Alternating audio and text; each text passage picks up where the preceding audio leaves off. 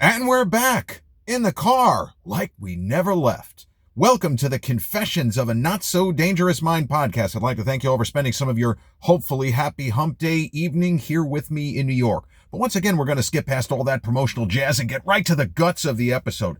Well, I couldn't get, this is so absurd, I couldn't get the lighting correct with the thing in the phone holder in the driver's seat. So here I am actually holding the phone. Hold the phone. That's a phrase that you don't hear as much as it certainly did when I was a kid. But I'm holding the phone so that I can do this episode and I'm not completely shrouded in darkness where it's like this and it just didn't look right. I made about 5 previous attempts. But today is a movie anniversary, a film that's worth talking about. I've mentioned it on the channel specifically for a performance by the second lead in the film. But it's an interesting movie. Whenever you talk about a major film for a kind of legendary name in the business, in this case, Paul Newman, and then another actor in that film also ends up being a legendary name. Even if the movie isn't entirely successful from the historical perspective, it's interesting to look at to see exactly who did what with the opportunities they were given within the world of the film. So on this day, 1986, October 8th, 1986, so celebrating its 39th anniversary, is Martin Scorsese's sequel to Robert Rossin's famous original, which was called The Hustler, The Color of Money. And I am a big fan of this film. It is in the Martin Scorsese pantheon. It's a movie in a minor key. It's not a great film. It would be a great film for a normal filmmaker, but for Scorsese, it's a little bit pedestrian. Like, I don't think that this material was worthy of his attention and talents. But then again, I could say the same about The Departed, and we all know how successful that movie was. That's a film that I really think is not very good. It's, 3 stars out of 4, but it ended up winning Best Picture and Best Director, which he should have had at least 3 Best Picture, Best Directors, Taxi Driver, Raging Bull, Goodfellas. But, the Academy, I don't know. The shit doesn't always make sense. But The Color of Money, in theory, is a sequel to The Hustler, because Paul Newman, who won, speaking of Oscars, his only Best Actor Oscar, he won for his reprise of the character of Eddie Felson, who he plays in the original The Hustler, which was 25 years prior as 1986, 1961. I mean, I can give a dozen Paul Newman performances to you right now that are better than what he does in The Color of Money. He has great reactions. He plays off of his co-star Tom Cruise effectively. But this is Tom Cruise's movie. And when people are asked, like, what do you think, if I have to explain to somebody, how did Tom Cruise become Tom Cruise? I don't point to Top Gun, because Top Gun, he's the sort of lead character. He's the man. He's the alpha.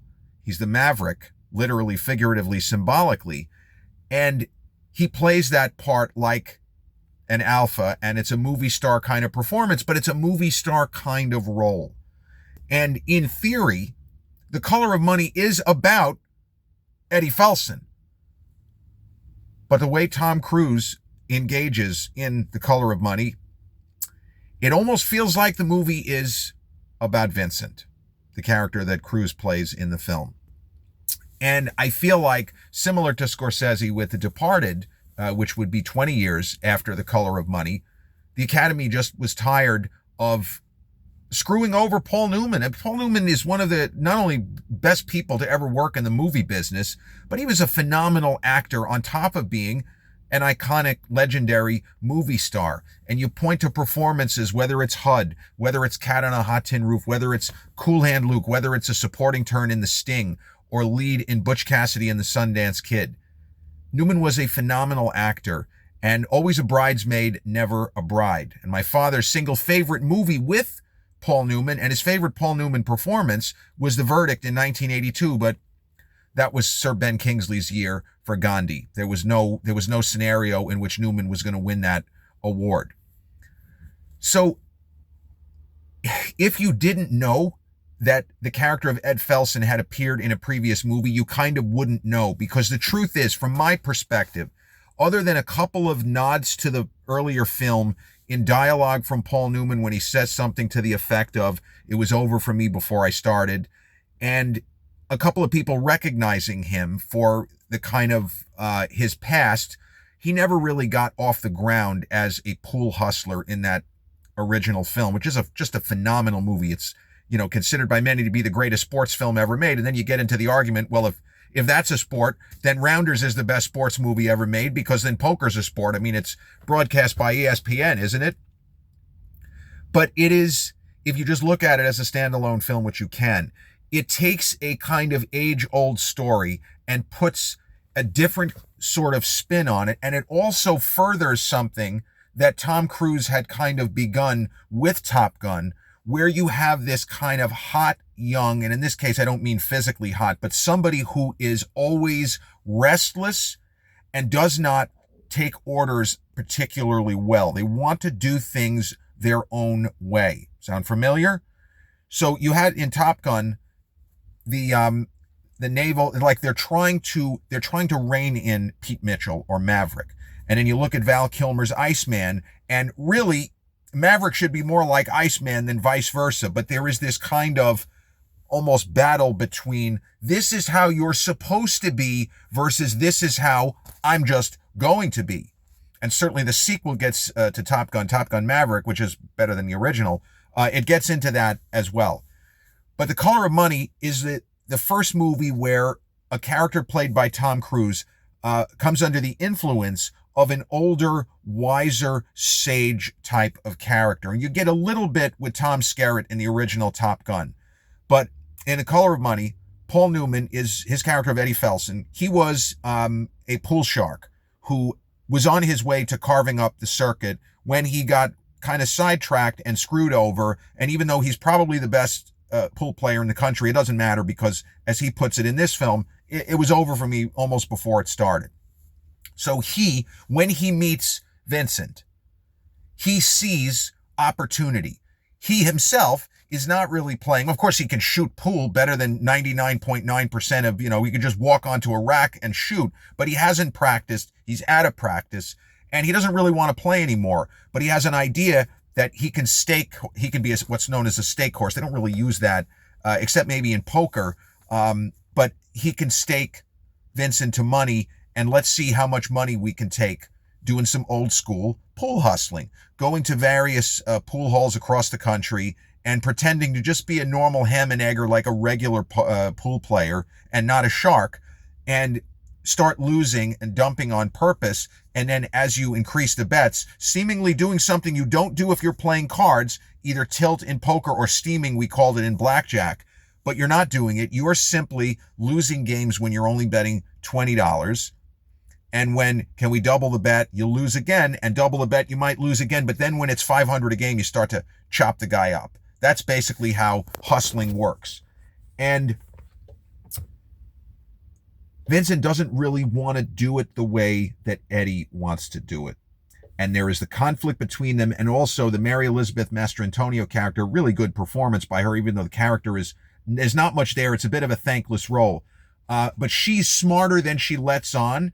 And it's kind of a tribute to Scorsese that he wanted the story to be more interesting. She's not just the girlfriend. It's a thankless role because there's not enough shading to her character, but she is a strong character in the film.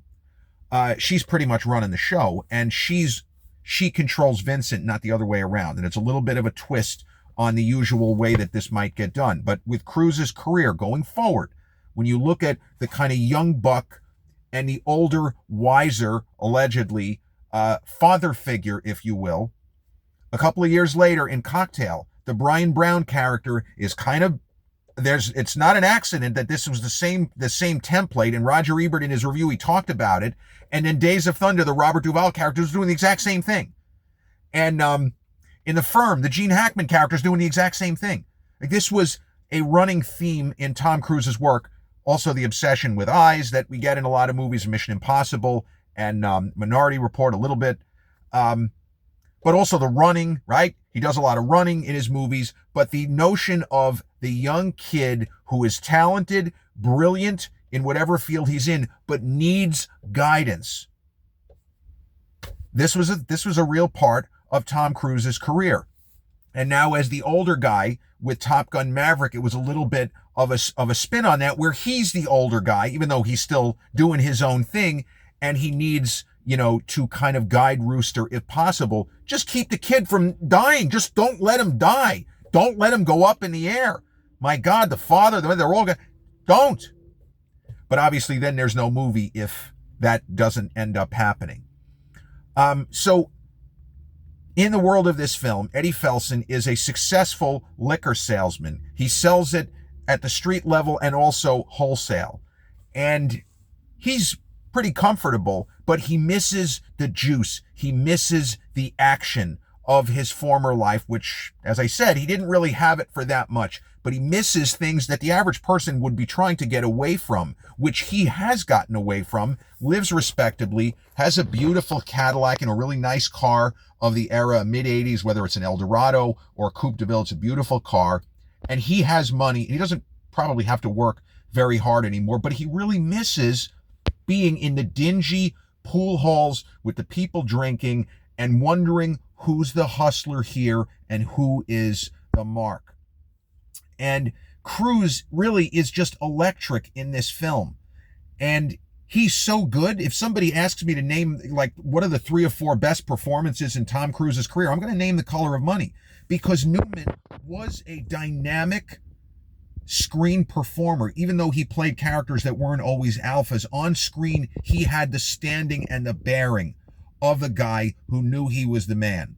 And in most films, he was. But Cruise just kind of walks in and he steals the movie from the star, because the character of Vincent, honestly, is more interesting than the character of Eddie Felson, because we don't know, is this kid, and Newman as Felson brings this up, and it's kind of on the audience to figure it out, because we don't really know, is Vincent eccentric? Is he really a flake?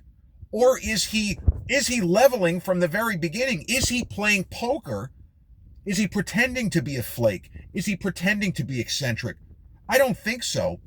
But as the story unfolds, there appears to be more layers to Cruise's performance and to the character of Vincent. There's not that much in the way of layers to Carmen, as I was saying. It's more the fact that she is in a position of influence and power where, generally speaking, we would not have that expectation. So they go on the road and they do okay, but Vincent doesn't follow instructions. And even as Eddie keeps pointing out good advice, this is how you do it if you want to make the most money. It's not just about, hey, we made money. That's terrific. If you say you made $1,000, I'm not going to say you should lose.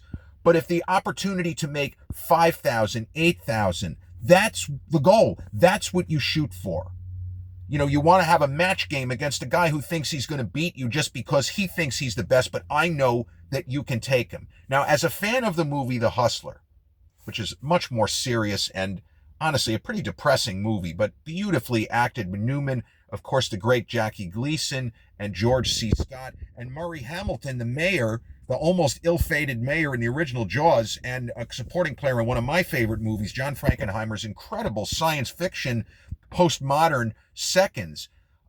Match games are where you might make a ton of money, and then tournaments, big tournaments where you get in there and the winner, winner take all. It's not like playing golf. It's not Greg Norman winning a big tournament, winning the Masters for a couple of million 40 years ago, although he didn't win the Masters. Let's say the British Open. But that's where the money is. The money is in the hustling, pool sharking at a certain level, match games with, very wealthy people who think that they can beat you, and in tournaments. So they go on the road and they have some success, but Vincent just keeps bristling under the direction of Eddie Felson, who he sees too much of himself in Vincent. And this is also part of the thing. That's where you get the father and son dynamic. And in real life, not surprisingly, Paul Newman and Tom Cruise, they did become very close. Like, it's not an exaggeration to say that at certain points they were very close, because they also shared a love of cars. And when Paul Newman played, when he played the voice in the movie Cars, I forgot which character, but he was doing it because it was something that he loved. And so Newman was a race car driver. and he owned I think he owned a team of race cars. And Paul Newman did so many other things outside of the movie business. We know about the charitable work, the Hole in the Wall gang for children underprivileged and in some cases dying of cancer and terrible situations like that. And we know about Newman's Own, the salad dressing and the all of the different other food products. He was just an incredible guy. So I feel like part of why he was so charitable is there was something in his wiring that maybe it believed that he was just wasting time with all the stuff with the cars and spending all that money, and he had the money, and he just wanted to feel like he was balanced and that he was doing everything he could to help people less fortunate. He really was motivated like that, but he loved his cars and he loved to race cars. And those two guys, because of who they were. And sometimes, you can get mad about it, but there is a thing that says if you're well known, if people like you, they're more likely to let you do something that the average person is not even going to sniff, such as, can Tom and I race around the track at Indy 500? Fuck yeah. Can we race around the track at Daytona? You go right ahead, Mr. Newman. Can I have your autograph? That kind of thing. But the father-son dynamic in the movie does not go the way that we expect it to. And that's also in the Scorsese ballpark, where not that many of his movies go the way that you think. The Departed kind of does because it was based on a film that had already been made. But many of his movies, they take you in a certain direction, but they don't end up depositing you where you expect. And I remember Roger Ebert's review of The Color of Money. I think he gave the film thumbs up, but he thought it could have been better. And one of his problems was the fact that the film did not do what he was expecting, and he was disappointed because the confrontation didn't transpire the way that Roger thought it would, and that he thought the movie was building towards. And he walked out of the theater feeling that it could have been closer to a full-on masterpiece, and instead it was just a really, entertaining movie with great performances. But I feel like because Cruise was really hot from Top Gun, that his performance gets overlooked. And if I'm asked, what's my single favorite scene to define how did Tom Cruise become Tom Cruise? It's a scene where he is on his own and not doing what Eddie Felson has suggested he do, which is don't play so great right off the bat. Yes, you can win money, but don't do that. You got to dump some games, show that you have some ability, but don't come across like a real shark out there. Don't make anybody think you could be a hustler. You might get beat up, whatever. He doesn't say all that, but this is what we get. But he's in there playing one of the top players in this kind of Chicago town. And he's tuning the guy up. He's showing everything, and he has this cue called a balabushka. It's like a samurai sword. It's better than any pool cue. And the fact that he's so talented, he's such a great player, he's magic with this thing. But in this one scene, and it's really Tom Cruise hitting these shots. There's no trickery. He learned how to play. He probably was a decent player. He hits a couple of crazy circus shots and does this series of almost dance moves with the stick where he comes across like a samurai. And when you look at The Last Samurai 17 years later, and you could almost, maybe somebody already did it on YouTube, you could do a cut of Tom Cruise's moves swinging the pool stick around versus what he does in The Last Samurai. It might be pretty funny. If it hasn't been done already, somebody should do it. So to me, this film is very, very good, but it is not great. It is not as good as The Hustler. But it is in the top, the kind of upper tier. Tom Cruise hasn't made that many unsuccessful movies, even films which didn't tear it up at the box office, such as, I think it was 2008 Valkyrie, or even 2010's Night and Day, which kind of underperformed at the box office. He just hasn't missed that much. And it's one of the reasons why he's been able to stay at the top of the mountain for decades. He has a great eye for material. Now, when you're a young actor on the rise, as he was when he took this role of Vincent in The Color of Money, he didn't have endless choices. The opportunity to work with Newman, even if he didn't like the script, he would have been nuts to turn it down. But the book, which was by, I think Walter Tevis was the name of the author of this particular book. He liked the story, and he thought the character had very interesting shadings. We're talking about Tom Cruise. And then at the next Oscars, the year after Paul Newman got a Lifetime Achievement Award because the Academy said he's probably not going to win an acting award, we better give him something, in the way of Cary Grant in the 60s after he retired. He got a Lifetime Achievement Award. Newman ended up winning the Best Actor Oscar for his performance in The Color of Money. Now, I like his performance. He has some moments of incredible focus and power, but it almost feels like a supporting performance. And it's crazy because the story is filtered through Eddie Felson's perception. We follow him. We meet Vincent through him. And yet, this is Tom's movie. And that's something that, viewers, whether or not they're young people who are fans of Cruise from his later era, but anybody seeing this film for the first time, seeing that Paul Newman is framed as the star, as the story is filtered through his perception, the takeaway is, I can't believe this really feels like it's Tom Cruise's film. So The Color of Money was a significant box office hit. It was about somewhere between 12 and 14 million to produce and market, and it grossed well over 50. So you're talking between 3 and 4 times, closer to 4 times its production cost. Now, it has to be said, part of that, we don't know what percentage, we are taking a guess here, but part of that is because Tom Cruise and Top Gun had been the biggest hit, I think the biggest hit of 1986. So he still was a major rising star, and there were definitely people who loved Top Gun who may not have necessarily been that into seeing a movie about pool or, oh, let's go see Paul Newman. And it was the, I wonder what Cruise does in this film factor. And I think that certainly helped the box office for The Color of Money.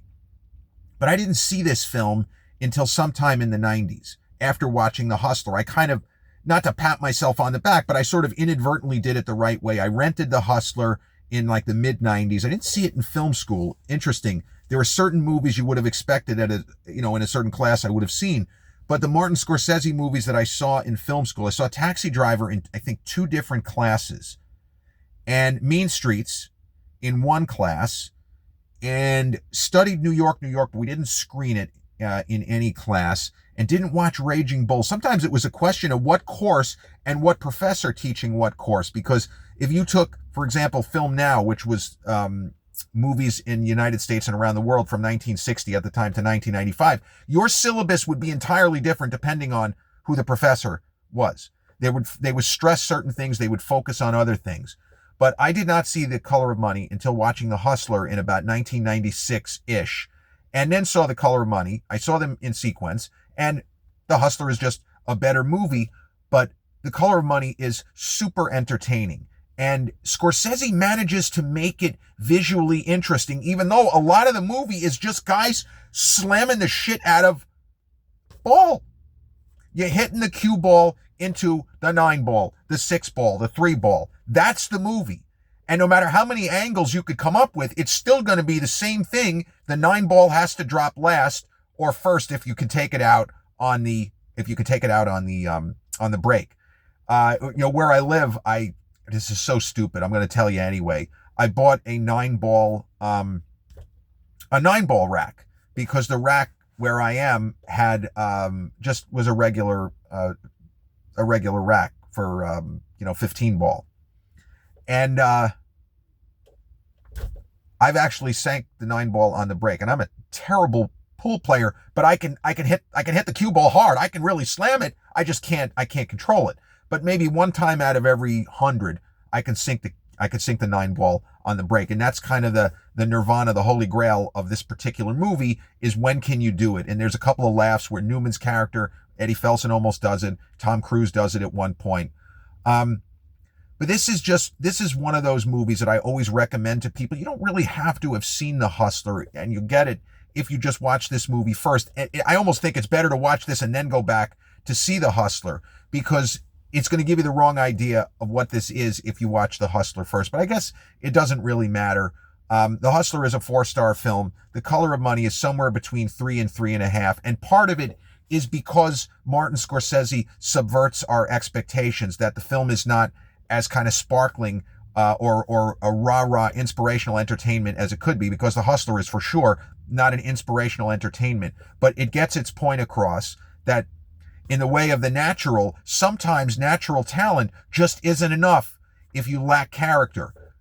But natural talent is enough if you have character. And the Eddie Felson of The Color of Money, in a weird way, he does have character. He has the character and the kind of stomach that his younger self did not have. And he shows it in the way he handles the events of the last act of the film. And I feel like Newman's performance kind of gets better as the movie goes along. It's just he's almost overpowered by Cruise, which is, again, it's incredible. But you watch this movie, you'll see what I mean. It is just a dynamic supporting turn from Tom Cruise, and it kept his career on that incredible upward trajectory. The Color of Money, directed by Martin Scorsese, from a book by Walter Tevis, directed by Martin Scorsese, and starring Paul Newman, Tom Cruise, and Mary Elizabeth Mastrantonio, and in a smaller role, a very young and very funny John Turturro. This has been episode 625 of the Confessions of a Not So Dangerous Mind podcast. I'd like to thank you all so much for spending some of your, hopefully, happy hump day here with me in New York. And if you check out this episode on the YouTube channel, haven't done so already, please click like, subscribe, comment, share, turn on those notifications. Or if you catch this episode on the audio platforms such as Podbean, Spotify, iTunes, or the others in which we're hosted, same general rule applies. Click like, subscribe, share, and turn on those notifications. I'll be back with a new episode real soon. Till then, peace.